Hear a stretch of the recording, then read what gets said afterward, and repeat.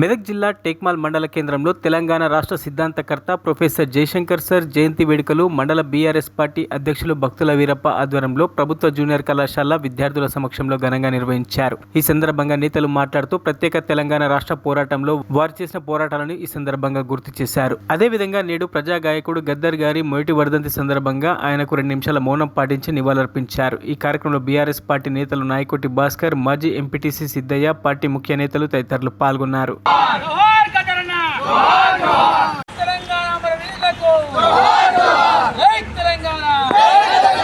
రకాలుగా మా అన్యాయం చేయడం జరిగింది. స్థానికంగా కానీ, నీటి పరంగా కానీ, ఉద్యోగాల పరంగా కానీ వాటన్నింటినీ కూడా మనం సాధించుకోవాలనేటువంటి ఒకే ఒక ఉద్దేశం చేత మనకు జరుగుతున్నటువంటి అన్యాయాన్ని ప్రజల్లోకి తీసుకుపోవడానికి నాయకుడు కావాలని నాయకుడిని ఎంచుకుని ఆయన ద్వారా మనందరికీ పరిచయం చేసి మనలో ఉద్యమాన్ని రగిలించి ఒక ఉద్యమకర్తగా తను నిలిచి ఈరోజు మన మధ్యలో లేకపోవడం చాలా బాధాకరం.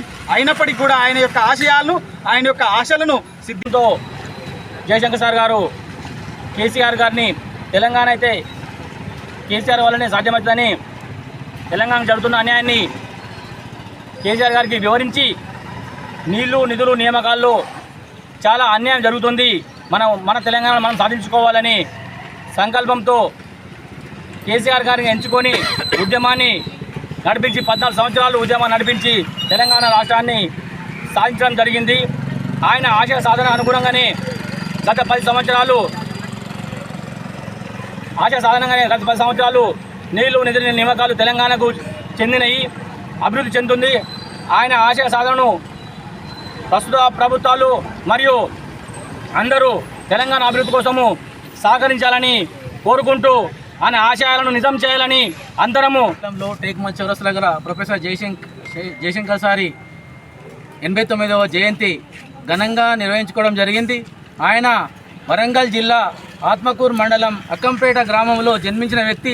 విద్యార్థి దశ నుంచి పోరాట పటిమ గల వ్యక్తి.